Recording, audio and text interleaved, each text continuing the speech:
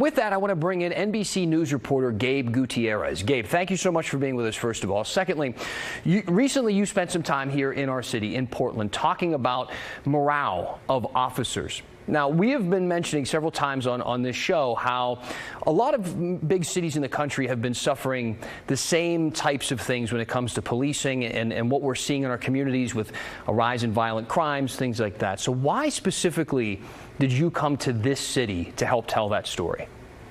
Yeah, Dan, thank you so much for having me. And yes, we came to Portland because, we were looking at police departments across the country, and it's no secret that morale is down. In fact, according to one recent survey, it's having profound effects on these departments. 45% increase in retirements when compared to the previous year, 18% increase in resignations. And in Portland, the issue is especially pronounced. As you know, you've had more than 100 officers, about 115 officers, either resign or retire since July of last year. And so with that in mind, we wanted to come to the city and speak with a few of the officers. We spoke with actually the executive director of your police union, Daryl Turner, who I'm sure you know, and we put to him that question, why, how morale was in that city. Take a listen. Morale is as bad as it's ever been before. We're dealing with rioting at a level and a sustained violence that we've never seen before.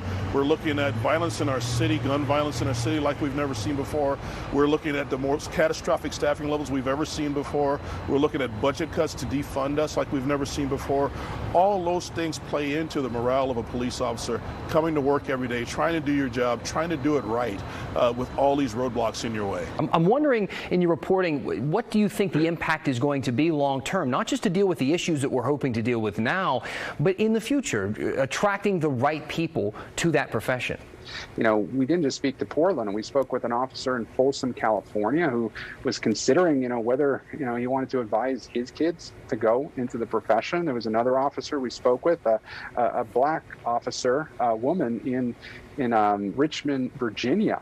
And she was trying to mend relationships within the community because last year's protests for her were extremely personal. And so it is a huge issue that some of these departments are facing, not just with pay and benefits, but now also the question surrounding of, do young people want to go into this profession? Many of these officers across the country have felt, they feel that they were unfairly targeted and essentially painted with a broad brush. And, they were seen as the problem when they say that, officers like Derek Chauvin in Minneapolis are the problem. So they feel as if they were painted with a broad brush. So yes, that is the issue of recruitment is something that we also took a look at and something that very many police officers are dealing with right now, not just in Portland, but across the country. Gabe Gutierrez with NBC News. Thank you for your time.